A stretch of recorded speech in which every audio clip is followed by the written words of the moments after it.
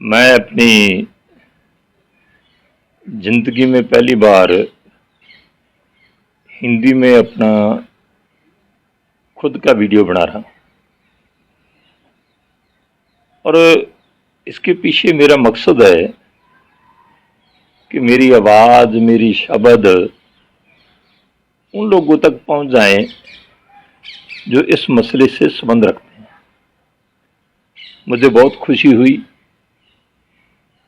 कि भारतीय जनता पार्टी के वरिष्ठ आगू सरदार आरपी सिंह श्री दरबार साहब में माथा टेकने के आते हैं तो वो अरदास करते हैं कि बंदी सिंहों की रिहाई होनी चाहिए। मैं उनका धन्यवाद करता हूं। पर मेरा साथ में ही सवाल है कि बंदी सिंहों को बंद करके किसने रखा है? वो भारतीय जनता पार्टी की सिरमौर लीडरशिप ने, भारत सरकार ने बंद करके रखा है। और भारत सरकार में कौन है?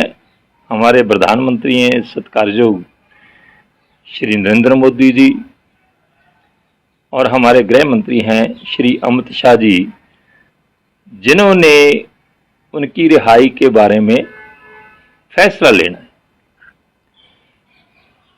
और मुझे दुख है कि हम कोई खैरात नहीं मांग रहे, हम इंसाफ मांग रहे हैं, पर हमें इंसाफ नहीं मिल रहा। और एक तरफ तो देश के प्रधानमंत्री हमारे श्री नरेंद्र मोदी जी पार्लियामेंट में स्वीकार करते हैं कि जो 1984 में हुआ, श्री दरबार साहब पे हमला हुआ, वो दुनिया का सबसे बड़ा गुनाह था।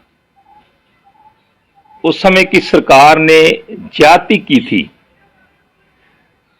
तो फिर जेकर इंसाफ ना मिले तो धर्म के जज्बातों में बहकर जब धर्म पे ही हमला हो जाए तो जेकर सिख नौजवानों ने कोई कदम उठा लिए, आपकी अदालतों ने सजा दे दी, सजा पूरी कर ली, डबल कर ली, तो आज क्यों नहीं छोड़ा जा रहा? और सबसे बड़ी बात है कि हमारे प्रधानमंत्री जी ने गुरु नानक देव जी के 550 साल पे नोटिफिकेशन जारी किया था कि बंदी सिंहों की रिहाई के लिए। और भाई बलवंत सिंह राजोआना जो फांसी के सजा याफ्ता हैं, उनकी फांसी को उम्र कैद में तब्दील करने का क्या लागू हो गया? ये धोखा नहीं है? ना करिए धोखा। हम तो बेनती कर सकते हैं, प्रधानमंत्री जी आप सिख साइकी को बहुत अच्छी तरह से समझते हैं।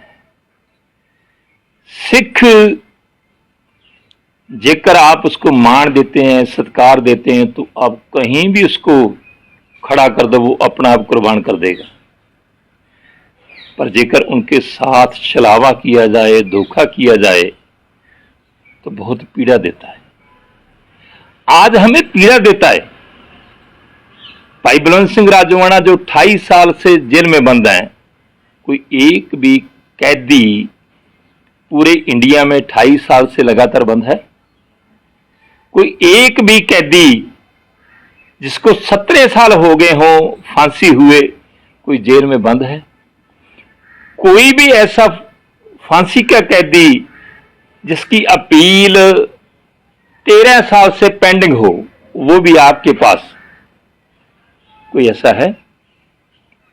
और जेकर भाई बलवंत सिंह राजोआना सुप्रीम कोर्ट में जाते हैं, जो उनका संविधान का हक है, उस संविधान के तहत वो पिटीशन पाते हैं सुप्रीम कोर्ट में, 3 साल केस चलता है, 3 साल। और ऐसे लगता है कि अगली बार सुप्रीम कोर्ट के जज साहिबान भाई बलवंत सिंह राजोआना की फांसी को तोड़ देंगे और उम्र कैद में तब्दील कर देंगे। पर आखिर में क्या होता है 3 साल के बाद कि ये तो देश का गृह मंत्रालय फैसला ले सकता है। बहुत बड़ा धक्का लगता है, बहुत बड़ा धक्का लगता है। और जहां तक हमारी सिख संस्थाएं हैं, सिख संस्थाओं के प्रतिनिधि हैं, प्रबंधक हैं, श्रोमणी गुरुद्वारा प्रबंधक कमेटी है, चाहे होर लीडरशिप है, वो इस मतलब आपको मिलना चाहती है, आप समय नहीं दे रहे। तो आपको तो मैं आप पे तो शिकवा मैं बाद में करूंगा। क्या हमारी सिख लीडरशिप इतनी कमजोर हो गई है कि देश का प्रधानमंत्री भी या गृह मंत्री भी उनको समय न दे? हम वो हैं जिन्होंने इस देश के लिए बहुत बड़ी कुर्बानी दी है, शहीदियां दी हैं, देश की रक्षा के लिए हमने बलिदान दिए हैं, देश के लोगों के पेट भरने के लिए हमने कोई कसर नहीं छोड़ी।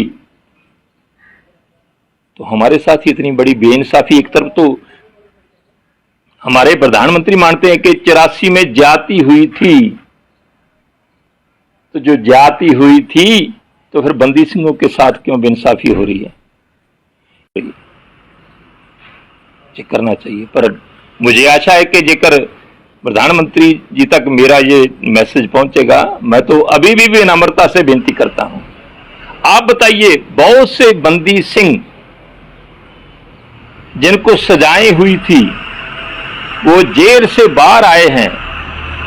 भाई दया सिंह जी लाहौरिया, भाई लाल सिंह जी, भाई हरनेक सिंह जी बप, इंजीनियर गुरमीत सिंह जी, भाई लखविंदर सिंह जी लखा, भाई शमशेर सिंह जी शेरा और बहुत से बंदी सिंह रिहा होकर आए। किसी की शिकायत आई?